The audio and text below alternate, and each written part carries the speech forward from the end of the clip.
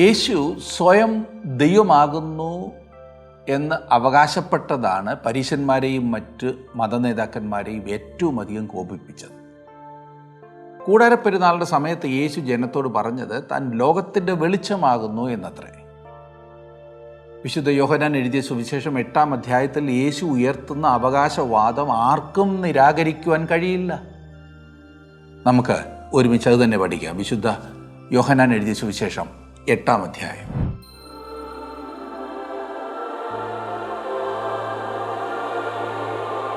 യോഹന്നാന്റെ സുവിശേഷം 8-ാം അധ്യായമാണല്ലോ കഴിഞ്ഞ ക്ലാസ്സിൽ നാം പഠിക്കുവാൻ ആരംഭിച്ചത്. അതിൻ്റെ ആദ്യത്തെ 12 വാക്യങ്ങൾ നാം ചിന്തിക്കുകയുണ്ടായി.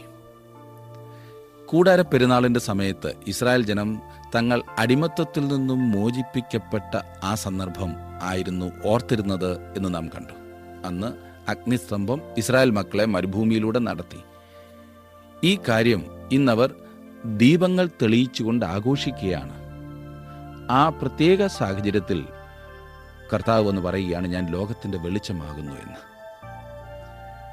എപ്പോഴൊക്കെ അഗ്നിസ്തംഭം എങ്ങോട്ടൊക്കെ നടത്തിയോ അവിടേക്കെല്ലാം ഇസ്രായേൽ മക്കൾ അതിനെ അനുഗമിച്ചു. നാം അതുപോലെ തന്നെ ക്രിസ്തുവിനെ അനുഗമിക്കേണ്ടതുണ്ട്. അതെ, അവനെ ലോകത്തിൻ്റെ വെളിച്ചമായി കണ്ട് നാം നടക്കേണ്ടതാണ്. 13-14 വാക്യങ്ങളിൽ നാം കാണുന്നത്, പരീശന്മാർ അവനോട്, നീ നിന്നെക്കുറിച്ച് തന്നെ സാക്ഷ്യം പറയുന്നു, നിന്റെ സാക്ഷ്യം സത്യമല്ല എന്ന് പറഞ്ഞു. യേശു അവരോട് ഉത്തരം പറഞ്ഞത്, ഞാൻ എന്നെക്കുറിച്ച് തന്നെ സാക്ഷ്യം പറഞ്ഞാലും എൻ്റെ സാക്ഷ്യം സത്യമാകുന്നു. ഞാൻ എവിടെ നിന്ന് വന്നു എന്നും എവിടേക്ക് പോകുന്നു എന്നും ഞാൻ അറിയുന്നു. നിങ്ങളോ ഞാൻ എവിടെ നിന്ന് വന്നു എന്നും എവിടേക്ക് പോകുന്നുവെന്നും അറിയുന്നില്ല. ഇപ്പോൾ ഇവിടെ ഇതാ മതഭരണാധികാരികളും ക്രിസ്തുവും തമ്മിൽ വ്യക്തമായൊരു സംഘർഷം. താൻ വെളിച്ചമാകുന്നു എന്ന് അവൻ അവകാശപ്പെട്ടപ്പോൾ അത് സ്വയം അഹങ്കരിക്കുകയാകുന്നു എന്ന് അവർ അവനെ കുറ്റപ്പെടുത്തുകയാണ്. തൻ്റെ സാക്ഷ്യം സത്യമാകുന്നു എന്നുള്ളതിന് യേശു ത്രിവിധ കാരണങ്ങൾ അവരോട് പറയുകയാണ്. ഒന്നാമതായി അവൻ പറയുന്നത്, ഞാൻ എവിടെ നിന്ന് വന്നു എന്ന് ഞാൻ അറിയുന്നു എന്നത്രേ. അതെ, അവൻ പറയുന്നത് താൻ എവിടെ നിന്നാണ് വന്നത് എന്ന് തനിക്കറിയാവുന്നതിനാൽ തനിക്ക് സ്വയം അറിയാമെന്നത്രേ. അത് പറഞ്ഞാൽ ഈ ലോകത്തിൽ പാർക്കുന്ന ആളുകൾക്കറിയില്ല. അവർ എവിടെ നിന്നാകുന്നു വന്നതെന്ന് അവർക്കറിയില്ല.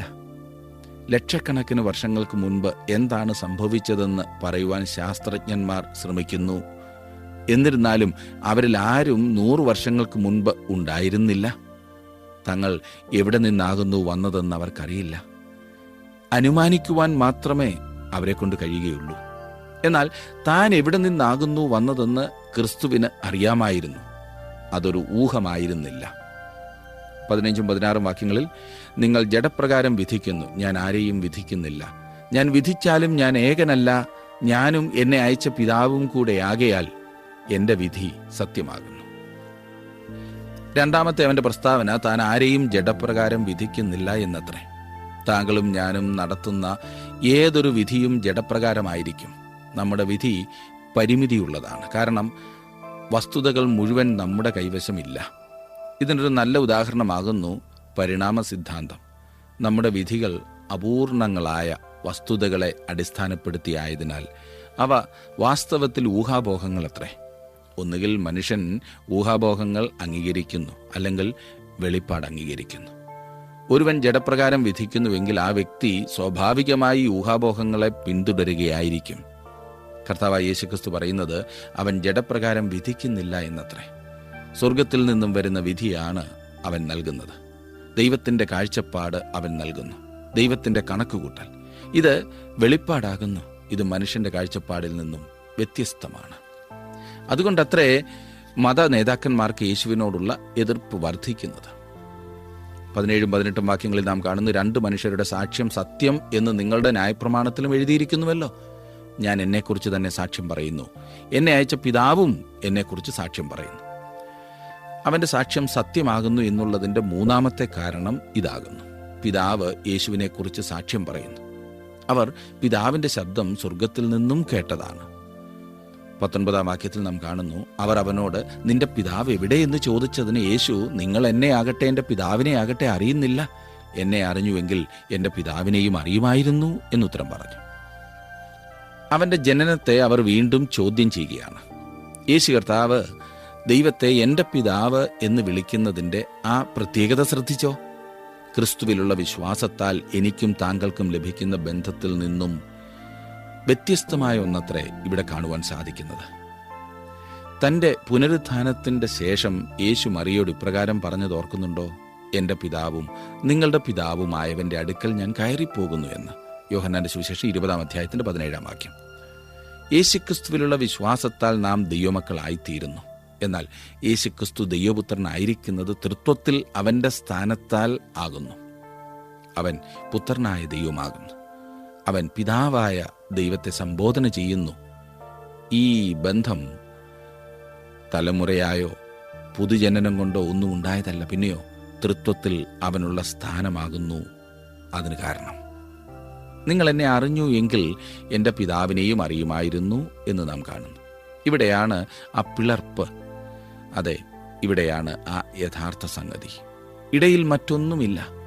താങ്കൾ ദൈവത്തെ അറിയുവാൻ ആഗ്രഹിക്കുന്നുവെങ്കിൽ താങ്കൾ യേശുക്രിസ്തുവിലൂടെ കടന്നു വരേണ്ടതാണ്. മറ്റു മാർഗമൊന്നുമില്ല. 20 മുതൽ 22 വരെയുള്ള വാക്യങ്ങളിലേക്ക് വരുമ്പോൾ അവിടെ കാണുന്നത്, അവൻ ദേവാലയത്തിൽ ഉപദേശിക്കുമ്പോൾ ഭണ്ഡാര സ്ഥലത്തു വെച്ച് ഈ വചനം പറഞ്ഞു. അവൻ്റെ നാഴിക അതുവരെയും വന്നിട്ടില്ലായതുകൊണ്ട് ആരും അവനെ പിടിച്ചില്ല. അവൻ പിന്നെയും അവരോട്, ഞാൻ പോകുന്നു, നിങ്ങൾ എന്നെ അന്വേഷിക്കും, നിങ്ങളുടെ പാപത്തിൽ നിങ്ങൾ മരിക്കും, ഞാൻ പോകുന്ന ഇടത്തേക്ക് നിങ്ങൾക്ക് വരുവാൻ കഴിയുകയില്ല എന്ന് പറഞ്ഞു. ഞാൻ പോകുന്ന ഇടത്തേക്ക് നിങ്ങൾക്ക് വരുവാൻ കഴിയുകയില്ല എന്ന് അവൻ പറഞ്ഞതുകൊണ്ട് പക്ഷേ തന്നെത്താൻ കൊല്ലുമോ എന്ന് യഹൂദന്മാർ പറഞ്ഞു. സ്ത്രീകളുടെ പ്രാകാരത്തിലാണ് ഭണ്ഡാരം വെച്ചിരുന്നത്. വ്യഭിചാരത്തിൽ പിടിക്കപ്പെട്ട സ്ത്രീയെ അവർ വലിച്ചിഴച്ചുകൊണ്ടുവന്നത് ഇവിടേക്കാണ്. കാഹളത്തിന്റെ ആകൃതിയിലുള്ള 13 പണപ്പെട്ടികൾ അവിടെ വെച്ചിരിക്കും. ദേവാലയത്തിലേക്കുള്ള വഴിപാടുകളും സ്വമേധാദാനങ്ങളും അതിൽ നിക്ഷേപിക്കും. അതിൽ നിക്ഷേപിക്കുന്നത് ആലയത്തിലെ വിവിധ ആവശ്യങ്ങൾക്കായി വിനിയോഗിച്ചു വന്നു. ഈ യഹൂദന്മാർ എത്രമാത്രം അന്ധകാരത്തിലാകുന്നെന്ന് താങ്കൾ ശ്രദ്ധിച്ചോ? ആദ്യം അവർ ചോദിച്ചു, നിന്റെ പിതാവ് എവിടെയെന്ന്. ഇപ്പോൾ അവർ ചോദിക്കുന്നത്, പക്ഷേ അവൻ തന്നെത്താൻ കൊല്ലുമോ എന്ന്. താൻ ജാതികളുടെ കയ്യാൽ കൊല്ലപ്പെടേണ്ടതിനായി യെരുശലേമിലേക്ക് പോകുന്നു എന്നും ഈ പറയുന്ന മതഭരണാധികാരികൾ തന്നെ കൊല്ലുവാനായി ഏൽപ്പിച്ചു കൊടുക്കുമെന്നും ലോകത്തിന്റെ പാപത്തിനു വേണ്ടി ഒരു പാപപരിഹാരയാഗമായി താൻ മരിക്കുമെന്നും തനിക്കുള്ളവരെ താൻ പ്രബോധിപ്പിച്ചുകൊണ്ടിരിക്കുകയായിരുന്നു എന്ന് ഇപ്പോൾ ഈ കേൾക്കുന്ന യഹൂദന്മാർക്കറിയില്ല. അവർ ചോദിക്കുന്നത്, നീ നിന്നെ തന്നെ കൊല്ലുമോ എന്നത്രേ. ഇല്ല, അവൻ അനേകർക്ക് തന്നെ തന്നെ മറുവിലയായി നൽകുന്നതാണ്. 23-ാം വാക്യത്തിൽ നാം കാണുന്നു, അവൻ അവരോട്, നിങ്ങൾ കീഴിൽ നിന്നുള്ളവർ, ഞാൻ മേലിൽ നിന്നുള്ളവൻ. നിങ്ങൾ ഈ ലോകത്തിൽ നിന്നുള്ളവർ, ഞാൻ ഈ ലോകത്തിൽ നിന്നുള്ളവനല്ല. 1 കൊരിന്ത്യർ 2-ാം വാക്യത്തിൽ ഇതേ ചിന്ത നമുക്ക് കാണുവാൻ കഴിയുന്നുണ്ട്. മനുഷ്യ സ്വഭാവമുള്ള ഏതൊരാൾക്കും മനസ്സിലാകുന്നതാണ് മനുഷ്യജ്ഞാനം. എന്നാൽ ദൈവീക ജ്ഞാനം വ്യത്യസ്തമാണ്. ദൈവത്തിൻ്റെ ആത്മാവിന് മാത്രമേ ക്രിസ്തുവിനുള്ളവ എടുത്ത് നമുക്ക് കാണിച്ചു തരുവാൻ സാധിക്കൂ. അതത്രേ അവൻ ഇവിടെ പറയുന്നത്. 24-ാം വാക്യത്തിൽ, ആകയാൽ നിങ്ങളുടെ പാപങ്ങളിൽ നിങ്ങൾ മരിക്കും എന്ന് ഞാൻ നിങ്ങളോട് പറഞ്ഞു. ഞാൻ അങ്ങനെയുള്ളവൻ എന്ന് വിശ്വസിക്കാഞ്ഞാൽ നിങ്ങൾ നിങ്ങളുടെ പാപങ്ങളിൽ മരിക്കും എന്ന് പറഞ്ഞു. മനുഷ്യർ മരിക്കുന്നത് അവർ പാപികളായതിനാലാണ്. പാപത്തിന്റെ സ്വാഭാവികമായ ഫലം അതത്രേ. ഞാൻ അങ്ങനെയുള്ളവൻ എന്ന് വിശ്വസിക്കാഞ്ഞാൽ നിങ്ങൾ നിങ്ങളുടെ പാപങ്ങളിൽ മരിക്കും. തന്റെ മരണക്കിടക്കയിൽ ഒരു വ്യക്തിക്ക് രക്ഷിക്കപ്പെടുവാൻ സാധിക്കുമോ? തീർച്ചയായും സാധിക്കും. യേശു കർത്താവിനെ അവന്റെ രക്ഷകനായി അവൻ കൈക്കൊള്ളുമെങ്കിൽ അത് സാധിക്കും. എന്നാൽ ഒരു വ്യക്തിക്ക് ക്രിസ്തുവിനെ എത്ര നാൾ വേണമെങ്കിലും തള്ളിക്കളയാവുന്നതാണ്. ഇവിടെ ഈ യഹൂദന്മാർ ചെയ്തതുപോലെ ക്രിസ്തുവിനെ ദീർഘനാളുകൾ ഇങ്ങനെ തള്ളിക്കളഞ്ഞവർ അവനെ ഒരിക്കലും കൈക്കൊള്ളുവാൻ മനസ്സില്ലാത്തവരായി തീരുന്ന ഒരു സന്ദർഭം വരുന്നു. സത്യം പല പ്രാവശ്യം മനസ്സിലാക്കിയിട്ടും അനുസരിക്കാത്തവർക്ക് അത് പിന്നീട് അനുസരിക്കുവാൻ എളുപ്പമല്ല എന്നത് മറക്കരുത്. അവർ അവനോട്, നീ ആരാകുന്നു എന്ന് ചോദിച്ചതിന് യേശു, ആദ്യം മുതൽ ഞാൻ നിങ്ങളോട് സംസാരിച്ചു പോരുന്നത് തന്നെ. 25-ാം വാക്യമാണ് ഞാൻ വായിച്ചത്. ഈ യഹൂദന്മാർക്ക് അവൻ്റെ ദൗത്യം എന്തെന്നോ അവൻ്റെ പ്രവർത്തനം എന്തെന്നോ അവനെയോ അറിയില്ലായിരുന്നു. നിന്റെ പിതാവ് എവിടെയാണ്? അവൻ തന്നെ തന്നെ കൊല്ലുമോ? നീ ആരാകുന്നു? എന്തെല്ലാം സംശയങ്ങളാണല്ലേ. എന്നാൽ യേശുവിൻ്റെ മറുപടി തന്നെക്കുറിച്ച് താൻ പറയുന്നത് എപ്പോഴും ഒന്നു തന്നെയായിരുന്നു. വ്യത്യാസപ്പെടുത്തി അല്ല എന്നാകുന്നു. താൻ മശിഹ ആകുന്നു എന്ന് ലോകരക്ഷിതാവാകുന്നു എന്ന് അവൻ തുടർച്ചയായി അവകാശപ്പെടുന്നു. 26 വാക്യം നോക്കിക്കേ. നിങ്ങളെക്കുറിച്ച് വളരെ സംസാരിപ്പാനും വിധിപ്പാനും എനിക്കുണ്ടെങ്കിലും എന്നെ അയച്ചവൻ സത്യവാനാകുന്നു. അവനോട് കേട്ടത് തന്നെ ഞാൻ ലോകത്തോട് സംസാരിക്കുന്നു എന്ന് പറഞ്ഞു. തൻ്റെ പിതാവ് താൻ ചെയ്യണമെന്നും പറയണമെന്നും ആഗ്രഹിക്കുന്ന കാര്യങ്ങൾ മാത്രമാണ് താൻ എപ്പോഴും ചെയ്യുകയും പറയുകയും ചെയ്തിരുന്നത്. പിതാവായ ദൈവം തന്നെ അയച്ചു എന്നും താൻ പിതാവിൻ്റെ ഹിതമാകുന്നു ചെയ്യുന്നതെന്നും അവൻ അവകാശപ്പെട്ടു. അവൻ സ്വന്തം ചിന്താഗതിക്കോ ബുദ്ധിക്കോ അല്ല പ്രാധാന്യം കൊടുത്തതെന്ന് ചുരുക്കം. സുവിശേഷ പ്രസംഗകരായ ഓരോരുത്തർക്കുമുള്ള ഒരു മാതൃകയാകുന്നു ഇത്. നമ്മുടെ സ്വന്തം ബുദ്ധിയിൽ ഉരുത്തിരിയുന്ന കാര്യങ്ങളല്ല, ദൈവത്തിൻ്റെ വചനമാകുന്നു നാം നൽകുന്നത്. 27 വാക്യത്തിൽ നാം കാണുന്നു, പിതാവിനെക്കുറിച്ചാകുന്നു അവൻ തങ്ങളോട് പറഞ്ഞത് എന്ന് അവർ ഗ്രഹിച്ചില്ല. അവർ വിഷയം മുഴുവൻ കൈവിട്ടു. അവർ ഭൂമിയിൽ നിന്നുമുള്ളവരല്ലേ, സ്വർഗീയമായ കാര്യങ്ങൾ അവർക്ക് മനസ്സിലാകില്ല. 28 വാക്യം, ആകയാൽ യേശു നിങ്ങൾ മനുഷ്യപുത്രനെ ഉയർത്തിയ ശേഷം ഞാൻ തന്നെ അവൻ എന്നും ഞാൻ സ്വയമായിട്ടൊന്നും ചെയ്യാതെ പിതാവ് എനിക്ക് ഉപദേശിച്ചു തന്നതുപോലെ ഇത് സംസാരിക്കുന്നു എന്നും അറിയും. യേശു തന്നെ മനുഷ്യപുത്രൻ എന്ന് പറയുമ്പോൾ അവൻ ദാനിയേൽ പ്രവചനം 7-ാം അധ്യായത്തിൻ്റെ 13-14 വാക്യങ്ങളാകുന്നു സൂചിപ്പിക്കുന്നത്.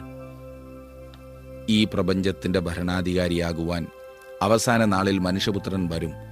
അങ്ങനെ യേശു ഇവിടെ തൻ്റെ ക്രൂശീകരണം മാത്രമല്ല സൂചിപ്പിക്കുന്നത്, പിന്നെയോ വരുവാനിരിക്കുന്ന തൻ്റെ ഭരണവും സൂചിപ്പിക്കുന്നു.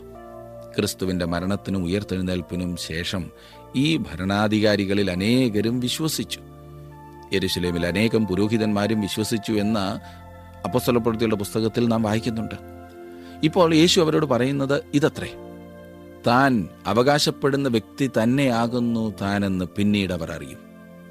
അവൻ എന്തിനു വന്നു എന്നും അവൻ ആരാകുന്നു എന്നും ക്രിസ്തുവിൻ്റെ പാപപരിഹാരയാഗം വ്യക്തമാക്കും. അവൻ ചെയ്തത് എന്താകുന്നു എന്നറിയാതെ അവൻ ആരാകുന്നു എന്ന് വാസ്തവത്തിൽ ഒരാൾക്ക് മനസ്സിലാക്കുവാൻ പ്രയാസമാണ്. 29-30 വാക്യങ്ങളിൽ, എന്നെ അയച്ചവൻ എന്നോടുകൂടെയുണ്ട്, ഞാൻ എല്ലായ്പ്പോഴും അവന് പ്രസാദമുള്ളത് ചെയ്യുന്നതുകൊണ്ട് അവൻ എന്നെ ഏകനായി വിട്ടിട്ടില്ല എന്ന് പറഞ്ഞു. അവൻ അങ്ങനെ സംസാരിച്ചു കൊണ്ടിരിക്കുമ്പോൾ പലരും അവനിൽ വിശ്വസിച്ചു. ആ കാര്യം കുറെ കൂടി ഭംഗിയായി ചെയ്തിരുന്നെങ്കിൽ എന്ന് എന്തിനെക്കുറിച്ചെങ്കിലും തിരിഞ്ഞു നോക്കി ചിന്തിക്കാതെ ഒരു ദിവസമെങ്കിലും താങ്കൾ അവസാനിപ്പിച്ചിട്ടുണ്ടോ?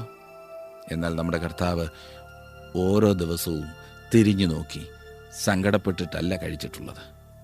തൻ്റെ പിതാവിനെ പ്രസാദിപ്പിക്കുന്ന കാര്യങ്ങൾ അവൻ എല്ലായ്പ്പോഴും ചെയ്തതിനാൽ വളരെയധികം പ്രാഗൽഭ്യത്തോടെ തന്നെ അവന് പറയുവാൻ സാധിച്ചു, താൻ എല്ലാം നല്ലതായി ചെയ്തു എന്ന്. 31-32 വാക്യങ്ങൾ നോക്കിക്കാട്ടെ. തന്നിൽ വിശ്വസിച്ച യഹൂദന്മാരോട് യേശു, എൻ്റെ വചനത്തിൽ നിലനിൽക്കുന്നുവെങ്കിൽ നിങ്ങൾ വാസ്തവമായി എൻ്റെ ശിഷ്യന്മാരായി സത്യം അറിയുകയും സത്യം നിങ്ങളെ സ്വതന്ത്രന്മാരാക്കുകയും ചെയ്യുമെന്ന് പറഞ്ഞു.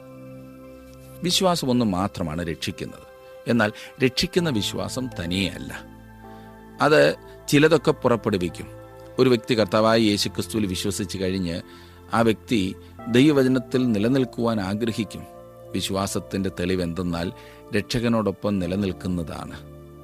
ആധ്യാത്മിക കാര്യങ്ങളിലെല്ലാം വളരെ താല്പര്യത്തോടെ ഓടി നടക്കുകയും സഭയിലെ സംഗതികളിൽ ഉറ്റിരിക്കുകയും ചെയ്യുമ്പോൾ തന്നെ ദൈവവചന പഠനത്തിൽ താല്പര്യമില്ലാത്ത വ്യക്തികളെ ഞാൻ പ്രത്യേകം ശ്രദ്ധിക്കാറുണ്ട്. അങ്ങനെയുള്ളവർ സഭയിൽ അപകടകാരികൾ ആകുകയാണ് പതിവ്. അവരാണ് ഏറ്റവും അധികം പ്രശ്നം ഉണ്ടാക്കുന്നത്. ഓർക്കുക, നിലനിൽക്കുന്നത് യാഥാർത്ഥ്യത്തിൻ്റെ തെളിവാണ്. പലരും എന്നും തീരുമാനമെടുക്കുന്നുണ്ട്, എന്നാൽ എടുത്ത തീരുമാനങ്ങളിൽ നിലനിൽക്കുവാൻ സാധിക്കുന്നില്ല. പിന്നെ വിശ്വസിച്ചെന്ന് പറഞ്ഞതുകൊണ്ട് എന്താ വിശേഷം? വചനത്തിൽ നിലനിൽക്കുക എന്നാൽ വചനമനുസരിക്കുകയും അവനെക്കുറിച്ചുള്ള വെളിപ്പാടിൻ്റെ സത്യത്തിൽ ഉറപ്പുള്ളവരായി തുടരുകയും ചെയ്യുക എന്നർത്ഥമാണ്. തുടർന്ന് നാം കണ്ടത് സത്യം നിങ്ങളെ സ്വതന്ത്രരാക്കും എന്നത്രേ. യേശുക്രിസ്തു ലോകത്തിൻ്റെ രക്ഷകനാകുന്നു എന്നതാണ് സത്യം. അവനാണ് സത്യം. ആദ്യം നാം അവനെ നമ്മുടെ രക്ഷകനായി കണ്ട് അടുത്തു വരുന്നു. പിന്നീട് നാം അവനോടൊപ്പം മുൻപോട്ട് പോകുമ്പോൾ അനുഭവം കൊണ്ട് നമുക്കറിയാം നാം സ്വതന്ത്രരാകുന്നു എന്ന്. പാപത്തിൻ്റെ ശിക്ഷയിൽ നിന്നും നാം സ്വതന്ത്രരാകുന്നു. നരകത്തിലേക്ക് പോകുമെന്നുള്ള ആധിയിൽ രാത്രി മുഴുവൻ നാം ഉറങ്ങാതെ കിടക്കേണ്ടതില്ല.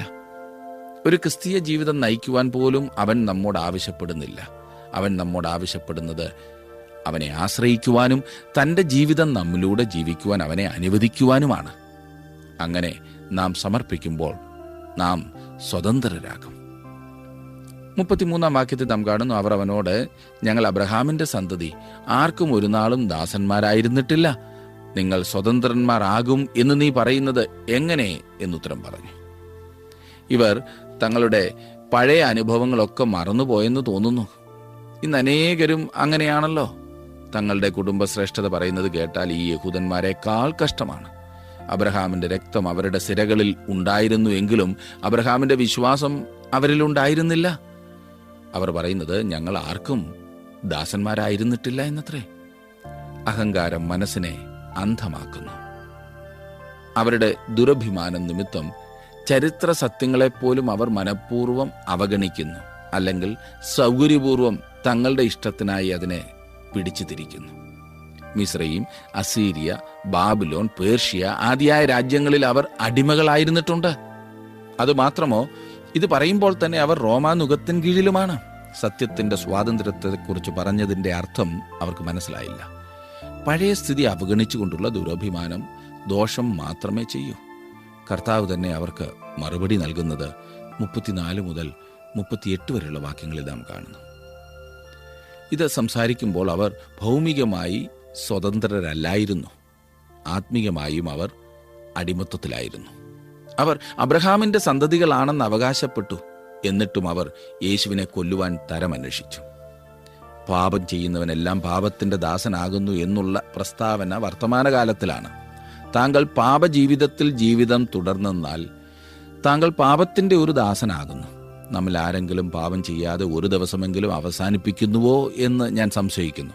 എന്നാൽ ഒരു വ്യക്തി ദൈവപൈതലായി കഴിയുമ്പോൾ പിതാവിൻ്റെ അടുത്തേക്ക് എല്ലാ ദിവസവും കടന്നു വന്ന് തൻ്റെ പാപങ്ങൾ ഏറ്റുപറഞ്ഞ് ക്ഷമ പ്രാപിക്കുന്നു. പിശാചിൻ്റെ പൈതൽ ഒരിക്കലും അങ്ങനെ ചെയ്യില്ല. റോമാലേഖനം 6 അധ്യായത്തിൻ്റെ 16 വാക്യത്തിലെ ചിന്ത ഇതത്രേ: നിങ്ങൾ ദാസന്മാരായി അനുസരിപ്പാൻ നിങ്ങളെ തന്നെ സമർപ്പിക്കുകയും നിങ്ങൾ അനുസരിച്ചു പോരുകയും ചെയ്യുന്നവന് ദാസന്മാരാകുന്നു എന്ന് അറിയുന്നില്ലയോ? ഇനിയും യേശു ഒരല്പം കടത്തി സംസാരിക്കുകയാണ്. ഒരു ദാസൻ പകൽ സമയത്ത് വന്ന് താങ്കൾക്കായി വേല ചെയ്തെന്ന് വന്നേക്കാം. എന്നാൽ സന്ധ്യയാകുമ്പോൾ അവൻ അവൻ്റെ വേഷം മാറി സ്വന്തം വീട്ടിലേക്ക് പോകും. എന്നാൽ ഒരു പുത്രൻ ആകുന്നുവെങ്കിലോ, അവൻ വീട്ടിൽ വന്ന് അങ്ങ് വിശ്രമിക്കും. കാരണം മറ്റൊന്നുമല്ല, അവൻ മകനാകുന്നു. ഈ നേതാക്കന്മാരോട് യേശു പറയുന്നത് അവർ വാസ്തവത്തിൽ ദൈവത്തിൻ്റെ മക്കൾ അല്ലെന്നത്രേ. ഇത് പറയുമ്പോൾ അവർ ദേവാലയത്തിലായിരുന്നു. എന്നാൽ അവർ അധികം നാൾ അവിടെ ഉണ്ടായിരിക്കുകയില്ല. AD 70 തീത്തൂസ് ചക്രവർത്തി വന്ന് അവരെ എല്ലാം അടിമകളാക്കി വിറ്റു. പുത്രൻ നമ്മെ വാസ്തവത്തിൽ സ്വതന്ത്രരാക്കുന്നു എന്നാണ് നാം കണ്ടത്. നാം പാപത്തിന്റെ ദാസന്മാരായിരിക്കേണ്ട ഒരു കാര്യവുമില്ല. അനേകം വിശ്വാസികളും പരാജയവും തോൽവിയും എല്ലാം സാധാരണ ക്രിസ്തീയ ജീവിതമായി അംഗീകരിച്ച് മുൻപോട്ട് പോകുന്നു. നാം അങ്ങനെ ജീവിക്കുവാൻ ദൈവം ഒരിക്കലും നമ്മെക്കുറിച്ച് ആഗ്രഹിക്കുന്നില്ല. പരിശുദ്ധാത്മാവിൻ്റെ ശക്തിയാൽ അവന് വേണ്ടി നാം ജീവിക്കണമെന്ന് ദൈവം ആഗ്രഹിക്കുന്നു.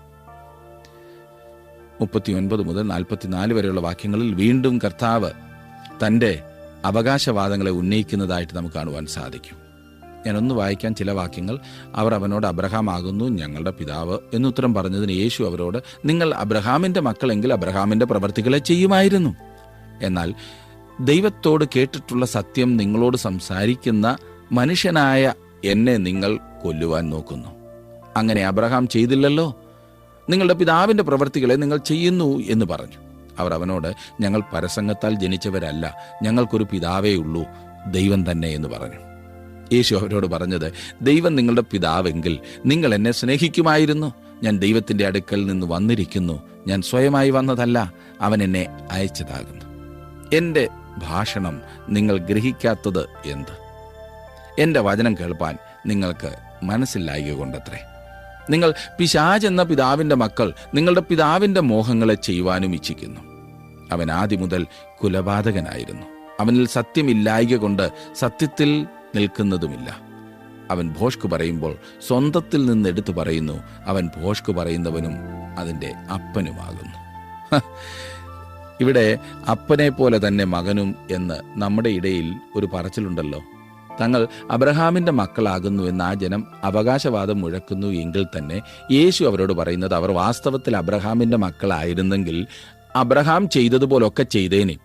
അതിനു പകരം അവർ അവനെ കൊല്ലുവാനാകുന്നു ശ്രമിക്കുന്നത്. അങ്ങനെ അബ്രഹാമിൻ്റെ മക്കൾ ആയിരിക്കുന്നതിന് പകരം അവർ പിശാചിൻ്റെ മക്കളായിരിക്കുകയാണ്. കൊലപാതകത്തിൻ്റെയും കള്ളത്തിൻ്റെയും ഒക്കെ ആരംഭം സാത്താനിലാണ്. ഈ പറയുന്ന ആളുകൾ സാത്താൻ്റെ അനുകാരികളാണെന്ന് മാത്രം. അതായത് അവൻ്റെ മക്കൾ. നിങ്ങളുടെ പിതാവിൻ്റെ പ്രവർത്തികളെ നിങ്ങൾ ചെയ്യുന്നു. അവർ വീണ്ടും അതേ വിഷയം കുത്തിപ്പൊക്കിക്കൊണ്ട് വരുന്നത് ശ്രദ്ധിച്ചേ. ഞങ്ങൾ പരസംഗത്താൽ ജനിച്ചവരല്ല. പണ്ടൊക്കെ ഞാൻ ചിന്തിക്കുമായിരുന്നു, ഏതെങ്കിലും ഒരു ക്രിസ്തീയ സത്യം അംഗീകരിച്ചില്ലെങ്കിലും ഒരു വ്യക്തിക്കൊരു വിശ്വാസിയായിരിക്കാം എന്ന്. ഉദാഹരണത്തിന്, യേശുക്രിസ്തുവിൻ്റെ കന്യകയിൽ നിന്നുള്ള ജനനം വിശ്വസിച്ചില്ലെങ്കിലും ക്രിസ്തുവിൻ്റെ ശിഷ്യനായിരിക്കുവാൻ സാധിക്കുമെന്ന്. പക്ഷേ ഇന്ന് ഞാൻ അങ്ങനെ കരുതുന്നില്ല. അങ്ങനെ ഏതെങ്കിലും ഒരു സത്യം ഞാൻ അംഗീകരിക്കുന്നില്ല എങ്കിൽ ഇവിടെ ഞങ്ങൾ പരസംഗത്താൽ ജനിച്ചവരല്ല എന്ന് പ്രസ്താവിച്ച കൂട്ടത്തിലാകുന്നു ഞാനും ഉൾപ്പെടുന്നത്. എന്നിട്ടും ദൈവം തങ്ങളുടെ പിതാവാകുന്നു എന്ന് ഈ കൂട്ടർ അവകാശപ്പെടുകയാണ്. എന്തൊരു വൈരുദ്ധ്യമല്ലേ! യേശു പറഞ്ഞത്, ദൈവം നിങ്ങളുടെ പിതാവെങ്കിൽ നിങ്ങൾ എന്നെ സ്നേഹിക്കുമായിരുന്നു. ഞാൻ ദൈവത്തിൻ്റെ അടുക്കൽ നിന്ന് വന്നിരിക്കുന്നു. ഞാൻ സ്വയമായി വന്നതല്ല, അവൻ എന്നെ അയച്ചതാകുന്നു. ദൈവം നമ്മുടെ പിതാവാകുന്നു എന്ന് നാം എങ്ങനെയാണ് അറിയുന്നത്? യോഹന്നാൻ തൻ്റെ ലേഖനത്തിൽ ഇതിനുള്ള ഉത്തരം നൽകുന്നു. 1 യോഹന്നാൻ 5-ാം അധ്യായത്തിൻ്റെ 1-ാം വാക്യത്തിൽ നാം വായിക്കുന്നു, യേശുവിനെ ക്രിസ്തുവെന്ന് വിശ്വസിക്കുന്നവനെല്ലാം ദൈവത്തിൽ നിന്ന് ജനിച്ചിരിക്കുന്നു. ജനിപ്പിച്ചവനെ സ്നേഹിക്കുന്നവനെല്ലാം അവനിൽ നിന്ന് ജനിച്ചവനെയും സ്നേഹിക്കുന്നു. ഈ യഹൂദന്മാർ വാസ്തവത്തിൽ പിശാചിൻ്റെ മക്കളായിരിക്കെ അവർ ചിന്തിച്ചത് തങ്ങൾ ദൈവമക്കളാകുന്നു എന്നത്രേ. ഇതേ ചിന്ത ഇന്ന് നാം കാണുന്നു. അത് വളരെ പ്രബലവും ആകുന്നു. ദൈവത്തിൻ്റെ സാർവലൗകിക പിതൃത്വവും മനുഷ്യൻ്റെ സാർവലൗകിക സഹോദരത്വവും വളരെയേറെ പ്രശ്നം സൃഷ്ടിച്ചിട്ടുണ്ട്. ഞാൻ പറഞ്ഞു വരുന്നത് ആ ചിന്തയെക്കുറിച്ചാണ്. നാം എല്ലാവരും ഒരുമിച്ച് നിൽക്കണമെന്ന് പറഞ്ഞ് പിശാചിൻ്റെ മക്കളുമായി ദൈവമക്കൾ ഇടപഴകുകയാണ്. അങ്ങനെ അവരെയും ദൈവമക്കൾ എന്ന് വിളിക്കുകയാണ്. എന്നാൽ ദൈവത്തിൻ്റെ സാർവലൗകിക പിതൃത്വവും മനുഷ്യൻ്റെ സാർവലൗകിക സഹോദരത്വവും വിശുദ്ധ ബൈബിളിൽ പഠിപ്പിക്കുന്നില്ല. ചില വ്യക്തികൾ ദൈവത്തിൻ്റെ മക്കളല്ല എന്നുള്ളത് വ്യക്തമാണ്. യേശുക്രിസ്തുവിലുള്ള വിശ്വാസത്താൽ മാത്രമാകുന്നു ഒരു വ്യക്തി ദൈവവൈതലായിത്തീരുന്നത്. പിശാജ് എന്ന പിതാവിൻ്റെ മക്കൾ എന്ന് പറഞ്ഞിരിക്കുന്നതിനാൽ പിശാജ് വ്യക്തിത്വമുള്ള ഒരാളാണ് എന്ന് വ്യക്തമാകുന്നു. അത് കേവലം ഒരു ശക്തിയല്ല എന്ന് ചുരുക്കം. യേശുവിൻ്റെ ഈ വാക്കുകൾ ആ മനുഷ്യരെ കോപാകുലരാക്കി. എന്നിട്ടും തൻ്റെ വാക്കുകൾ സത്യമാകുന്നു എന്ന് യേശു തറപ്പിച്ചു പറഞ്ഞു. അതുമാത്രമോ, ആർക്കും അവനെ പാപത്തെക്കുറിച്ച് ബോധം വരുത്തുവാൻ കഴിയുകയില്ല എന്ന് യേശു ശക്തമായി പ്രസ്താവിച്ചു. എന്തൊരു ധൈര്യമില്ലേ! യേശുക്രിസ്തു ദൈവത്തിങ്കൽ നിന്നുമുള്ളവനാകുന്നു. അതുകൊണ്ട് ആരെങ്കിലും ദൈവ പൈതലാകുന്നു എങ്കിൽ യേശുക്രിസ്തുവിനെ ശ്രദ്ധിക്കും. അത് കേൾക്കുവാൻ ഇന്നും മനുഷ്യർക്ക് താല്പര്യമില്ല.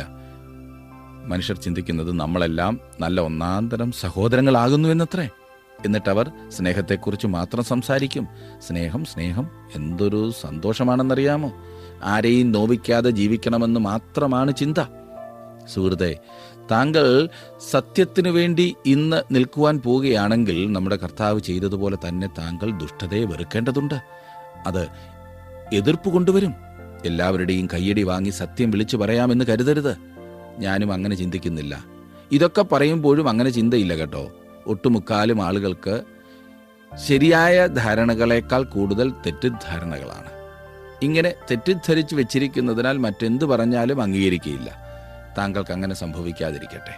45-ാം വാക്യത്തിൽ, ഞാനോ സത്യം പറയുന്നത് കൊണ്ട് നിങ്ങൾ എന്നെ വിശ്വസിക്കുന്നില്ല. യേശു ജനങ്ങളോട് സത്യം പറയുകയും അവർ അത് വിശ്വസിക്കാതിരിക്കുകയും ചെയ്യുന്നത് രസമായിരിക്കുന്നില്ലേ?